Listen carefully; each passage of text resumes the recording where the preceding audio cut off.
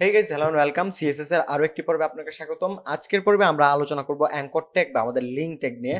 Link ট্যাগের জন্য কিছু স্পেসিফিক সিএসএস প্রপার্টিজ রয়েছে যেগুলো ইউজ করে আমরা একটা লিঙ্ক ট্যাগকে অনেক সুন্দরভাবে স্টাইলিং করতে পারি। সেই ব্যাপারগুলো আজকের পর্বে একটু দেখব। তো চলুন, প্রথমেই আমরা যেটা করব, একটু স্টাইলিং করার জন্য আমরা যেটা করব, একটা অ্যাঙ্কর ট্যাগ নিব।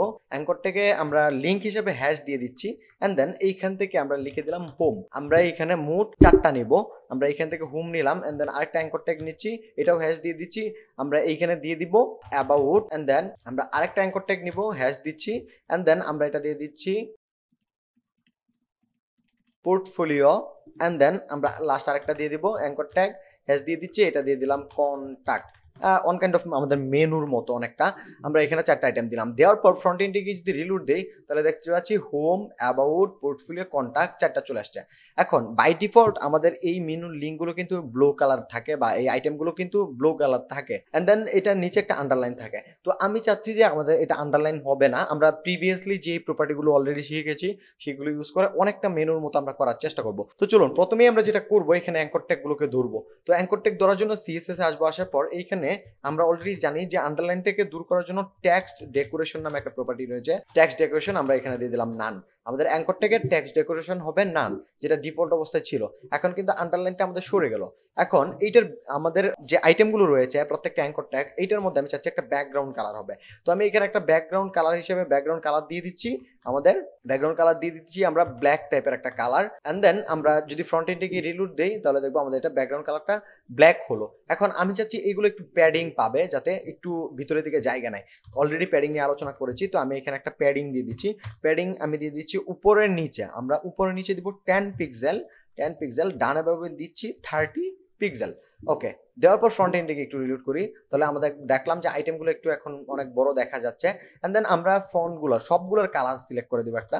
আমাদের নর্মাল কালার হবে হোয়াইট, আমরা এখানে হোয়াইট কালারটা দিয়ে দিচ্ছি, যে টেক্সটের কালারটা হবে হোয়াইট। এখন দেখতে পাচ্ছি মোটামুটি হোয়াইট কালার চলে আসছে। আমি এই পুরোটাকে একটা আমাদের যে এটা রয়েছে বডি, যেটা রয়েছে বডির মধ্যে আমরা একটা মার্জিন দিতে পারি, অথবা আরেকটা কাজ করতে পারি, আমরা এই যে অ্যাঙ্কর ট্যাগগুলো রয়েছে এই অ্যাঙ্কর ট্যাগগুলোকে কাট করে নিচ্ছি এন্ড দেন আমরা বক্স নামে একটা ডিপ নিয়ে নিচ্ছি, এই বক্সের ভিতরে এটা দিয়ে দিচ্ছি।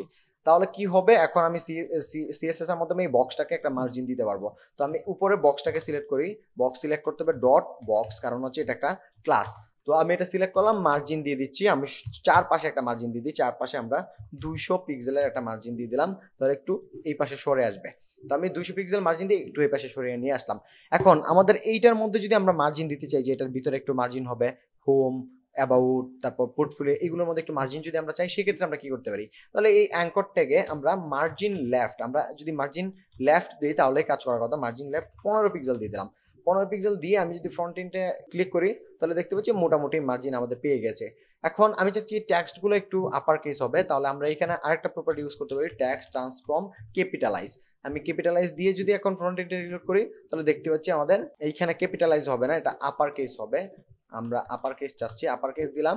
আপার কেস দিয়ে যদি ফ্রন্ট এন্ড রিলোড করি তাহলে দেখতে পাচ্ছি এটা কিন্তু এখন চেঞ্জ হলো। এখন আমরা অলরেডি এখানে ফন্ট ইম্পোর্ট করেছি, এখন আমি চাইলে কিন্তু এখানে ফন্ট ইউজ করতে পারি। আমি যদি এখানে ফন্ট ইউজ করি, লেটস সে আমি এখানে লিখলাম যে ফন্ট ফ্যামিলি, এখানে লিখে দিলাম, আমরা পপিন্স ইউজ করছিলাম, তো আমি এখানে পপিন্স ইউজ করি, পপিন্স ইউজ করলাম। পপিন্স ইউজ করে ফ্রন্ট এন্ডে রিলোড দিলে এখন দেখবো আমাদের ফন্ট ফ্যামিলিটাও কিন্তু চেঞ্জ হয়ে গেছে। এখন আমি যদি চাই যে এখানে ফন্ট ওয়েট ইউজ করবো, ফন্ট ওয়েট আমরা দিয়ে দিলাম 700 দিয়ে যদি ফ্রন্ট এন্ডে গিয়ে রিলোড করি তাহলে দেখবো একটু মোটা বা একটু বোল্ড চলে আসবে। ওকে, মোটামুটি আমাদের বেসিক স্টাইলিং শেষ, আমরা কিন্তু একটা স্টাইল করতে পারলাম। বাট আমরা আজকে মেইনলি যেটা দেখবো, লিঙ্কের কিছু স্টেজ রয়েছে সেইগুলো।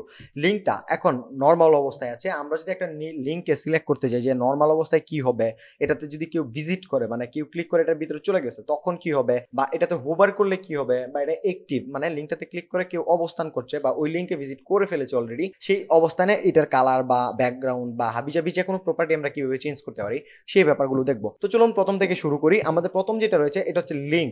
লিঙ্ক অবস্থায় এটা কি হবে, আমরা যদি লিঙ্ক অবস্থায় দেখি যে কি কি চাচ্ছি, লেটস সে আমরা এইখানে কিন্তু অ্যাঙ্কর থেকে অলরেডি যে স্টাইলগুলো করেছি ডিফল্ট অবস্থায় যেহেতু এটা লিঙ্ক থাকে বা লিঙ্ক অবস্থায় থাকে, সেক্ষেত্রে আমরা এইগুলোকে লিঙ্কের মধ্যে নিয়ে আসতে পারি। লেটস সে আমরা এখানে অ্যাঙ্কর ট্যাগের মধ্যে কুলন দিব, কুলন দেওয়ার পর লিঙ্ক দিয়ে দিব, লিঙ্ক কুলন দিয়ে যদি আমরা লিঙ্ক ইউজ করি তার মানে হচ্ছে এটা লিঙ্ক প্রত্যেকটাতেই কাজ করবে। আমরা এখানে দিলাম, আমাদের এটা কিন্তু কাজ করছে। এখন এটা যে এইটার জন্য কাজ করছে সেটা বোঝার জন্য আমরা একটা কাজ করতে পারি। লেটসে আমরা এইখানে প্রত্যেকটাতে একটা ক্লাস অ্যাড করে দিতে পারি। আমি মাল্টিপল সিলেক্ট করছি, মাল্টিপল সিলেক্ট করে ক্লাস দিয়ে দিচ্ছি যে লিঙ্ক নামে, লিঙ্ক।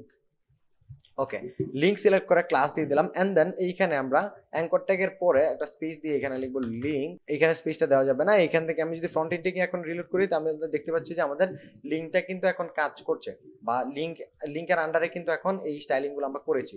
এখন আমি যদি এখানে এই ডিভের বাহিরে আরেকটা লিঙ্ক নেই, অ্যাঙ্কর ট্যাগ নেই, নিয়ে আমরা এখানে দিয়ে দিচ্ছি যে ওয়ার্ক নামে একটা লিঙ্ক নিলাম। এন্ড দেন ফ্রন্ট এন্ডটিকে যদি রিলোড দেই তাহলে দেখবো আমাদের ওয়ার্কটা কিন্তু ডিফল্ট যেরকম ছিল সেভাবে আসছে, এটার মতো কিন্তু স্টাইলিং গুলো সে পায়নি।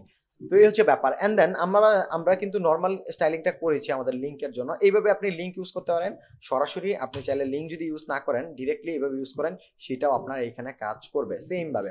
কিন্তু এই ক্ষেত্রে আপনার অন্যটা পেয়ে যাবে, যেহেতু নিচেরটাও সেম অ্যাঙ্কর ট্যাগের মধ্যে রয়েছে। এই জন্য আমরা এখানে ক্লাস ইউজ করেছিলাম, আমরা এখানে ক্লাস ইউজ করেছি।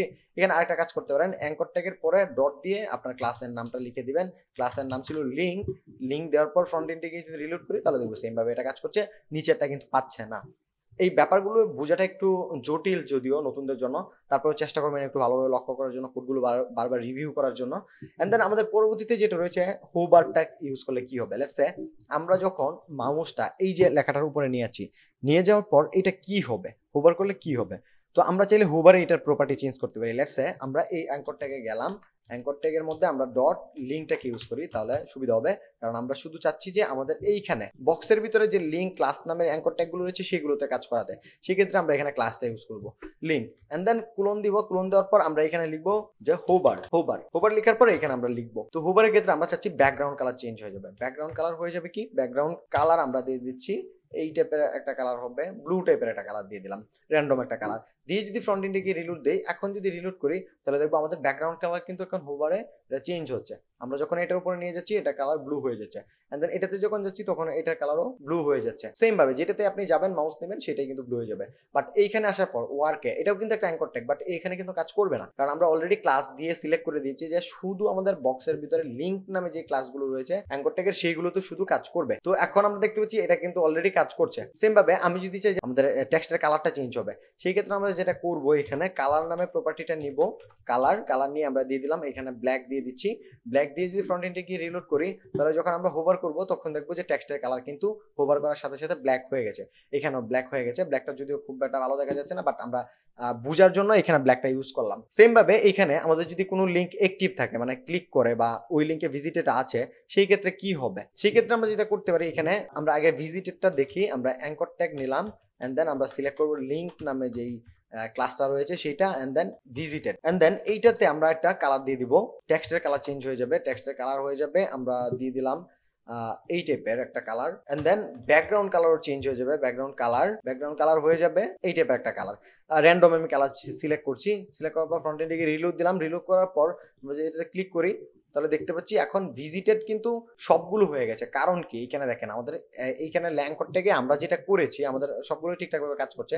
আমি ব্যাকগ্রাউন্ড কালারটা এটা চেঞ্জ করে দিই, ব্যাকগ্রাউন্ড কালারটা চেঞ্জ করে অন্য একটা কালার দিই, ব্যাকগ্রাউন্ড কালারটা খুব একটা দেখা যাচ্ছে না, তো আমি এই টাইপের একটা কালার দিলাম ব্যাকগ্রাউন্ড হিসেবে। ব্যাকগ্রাউন্ড কালারটা দিয়ে এখন যদি আমরা রিলোড করি তাহলে দেখতে পাবো যে আমরা ভিজিটেড অলরেডি আছি। আমরা এখান থেকে হ্যাশটাকে কেটে দিই, হ্যাশটাকে কেটে যদি দেই অলরেডি আমরা সবগুলোতেই ভিজিটেড আছি, কারণ হচ্ছে আমাদের এইখানে কিন্তু কোনো লিঙ্ক ইউজ করি নাই, সবগুলোতে আমরা ইউজ করেছি হ্যাশ। তো আমরা হ্যাশের পরে এখানে একটা আইডি ইউজ করি, নর্মালি আমরা এখানে র্যান্ডম আইডি দিয়ে দিচ্ছি 1 4 3 2 1 2 3 4 এভাবে দিয়ে দিলাম। দেওয়ার পর ফ্রন্ট এন্ডে গিয়ে রিলোড দেই তাহলে আমরা দেখতে পাচ্ছি আমাদের নর্মাল যে কালারটা রয়েছে সেটা কিন্তু শো করছে। এন্ড দেন আমি যখন এটাতে ক্লিক করছি তখন আমার আইডি টু ভিজিট করলো, আমার লিঙ্কটা কিন্তু এখন পাচ্ছে। যেটা ভিজিটেড রয়েছে এটার কিন্তু আমাদের এইখানে যে প্রপার্টিগুলো ইউজ করেছি সিএসএস এ, এই যে ভিজিটেড, এই ভিজিটেডটা কিন্তু আমাদের শো করছে এখানে, কিন্তু এখন ভিজিট যেটা করেছি সেটাই শো করছে। তো এখানে আরেকটা আমাদের প্রপার্টি রয়েছে বা স্টেটস রয়েছে, সেটা হচ্ছে অ্যাক্টিভ। যদি কোনো লিঙ্ক অ্যাক্টিভ থাকে, লেটস সে আমরা এখানে অ্যাঙ্কর ট্যাগে গেলাম, অ্যাঙ্কর ট্যাগ আমরা লিঙ্ক সিলেক্ট করলাম, লিঙ্ক অ্যাক্টিভ দিলাম, এন্ড দেন অ্যাক্টিভ যেটা থাকবে অ্যাক্টিভের আমরা দিলাম জাস্ট একটা প্রপার্টি ইউজ করে কালার হিসেবে আমরা এখানে হ্যাশ 000 নিয়ে আসি। আমি এখান থেকে পিকার দিয়ে একটা কালার চুজ করব, এইখান থেকে আমরা এই টাইপের একটা কালার চুজ করার পর ফ্রন্ট এন্ডে গিয়ে যদি রিলোড দেই তাহলে দেখবো যে এটা কিন্তু অলরেডি আমি ভিজিটেড। এন্ড দেন আমরা যদি এটাতে যাই, এটাতে যখন গেলাম তখন আমার এই লিঙ্কটা অ্যাক্টিভ এবং ভিজিটেড হয়ে গেল। যখন এটাতে ক্লিক করছি এটাও কিন্তু অলরেডি আমার ভিজিটেড হয়ে গেছে। ডিলিট দেওয়ার আগ পর্যন্ত যেটা ভিজিট করে ফেলবে সেটার কিন্তু কালারটা চেঞ্জ হয়ে যাবে। এখন এই হোমে ক্লিক করলে এখন হোমে ভিজিটেড, এবং এখানে অ্যাক্টিভের যে কালারটা রয়েছে আমাদের অ্যাক্টিভের কালারটা আমরা ব্ল্যাক করে দিই, যেটা অ্যাক্টিভ থাকবে। রিলুট দিলাম, অ্যাক্টিভের কালারটা কিন্তু আমাদের পাচ্ছে। যখনই আমরা ক্লিক করছি তখন দেখেন অ্যাক্টিভ এর কালারটা আমরা যদি ক্লিক করে ধরে রাখি তাহলে দেখবেন যে এটার কালারটা কিন্তু ব্ল্যাক হয়ে গেছে। আর এইগুলো হচ্ছে আমাদের যেগুলো ভিজিটেড, অলরেডি ভিজিট করে ফেলেছে সেগুলো এখানে ধরে রাখবে, যে ভিজিটেড এগুলোর যে প্রপার্টিটা আমরা ভিজিটেড এখানে ইউজ করেছি সেটা কিন্তু এখন পাচ্ছে। এটার আরো অ্যাডভান্স কিছু ব্যাপার স্যাপার রয়েছে, আমরা যখন প্রপারলি এগুলো ইউজ করবো, আরো স্টাইলিং করবো তখন বিস্তারিত বুঝতে পারবো।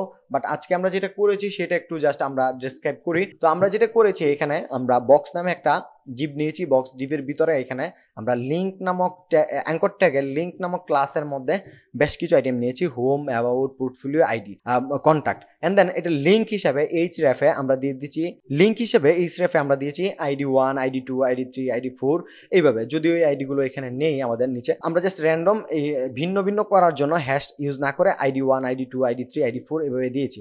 এখানে স্টাইলিং হিসেবে আমরা নর্মাল অ্যাঙ্কর ট্যাগের কি স্টাইল হবে বা লিঙ্কের কি স্টাইল হবে সেটা এখানে আগে ডেসক্রাইব করেছি। করার পর এখানে আমরা যখন কখন মানে হোভার করছি তখন কি কালার হবে সেটা এখানে ডেসক্রাইব করে দিয়েছি। এখন এখানে কিন্তু অলরেডি ভিজিট করার পর, অলরেডি যেহেতু আমরা আইটেমগুলো ভিজিট করেছি, ভিজিটের কালারটা পাচ্ছে। বাট আমি যদি এইখান থেকে আমরা আমাদের হিস্টোরিতে গিয়ে যদি আমরা একটা কাজ করি, আমরা এখান থেকে আমরা ডিলিট হিস্টোরিতে যাই, যাওয়ার পর লাস্ট 1 আওয়ারের যে হিস্ট্রি সেটা কেটে দিলাম। কাটার পর আমরা যদি এখানে আসলে দেখবো আমাদের অ্যাজ ইট ইজ পূর্বের অবস্থা কিন্তু চলে আসছে। তার মানে কুকিজে আমাদের এটা থেকে যায় যে এটা ভিজিট করা হয়েছে লিঙ্কটা। যদি আমরা কেটে দিই তাহলে কিন্তু এটা শো করছে নর্মাল যে অবস্থায় আছে। অ্যান্ড দেন হোভার করলে কিন্তু আমরা দেখতে পাচ্ছি যে এটা কিন্তু ওই যে ব্যাকগ্রাউন্ড কালার ব্লু এবং টেক্সটের কালার ব্ল্যাক হয়ে যাচ্ছে। অ্যান্ড দেন আমরা যদি এটাতে ক্লিক করে ধরে রাখি তাহলে সেম ভাবে দেখতে পাচ্ছি আমাদের এটা ব্লু এবং ব্ল্যাক কালার হয়ে গেছে। কারণ হচ্ছে কি, আমরা যখন এটাতে ক্লিক করছি তখন আমাদের অ্যাক্টিভের যে কালারটা সেটা পাচ্ছে। এন্ড দেন আমরা যদি ক্লিক করে ছেড়ে দিই তাহলে আমাদের ভিজিটের যে কালারটা সেটা চলে আসবে। আবার ক্লিক করে ছেড়ে দিলাম, এটাও ক্লিক করলাম, এটাও ক্লিক করলাম। এন্ড দেন আপনি রিফ্রেশ করলেও দেখবেন যে ভিজিটের যে মানে প্রপার্টিগুলো আমরা ইউজ করেছি অলরেডি সেগুলো শো করবে, কারণ এটা কুকিজে আমাদের থেকে যাচ্ছে সেই কারণে। তো আজকের ভিডিও এখানে শেষ করছি। এই ব্যাপারটা নিয়ে আরো পরবর্তীতে ডিটেইলস আলোচনা হবে। আজকে ভিডিও এখানে শেষ করছি, দেখা হবে পরবর্তী ভিডিওতে। সে পর্যন্ত ভালো থাকুন, সুস্থ থাকুন, আল্লাহ হাফেজ।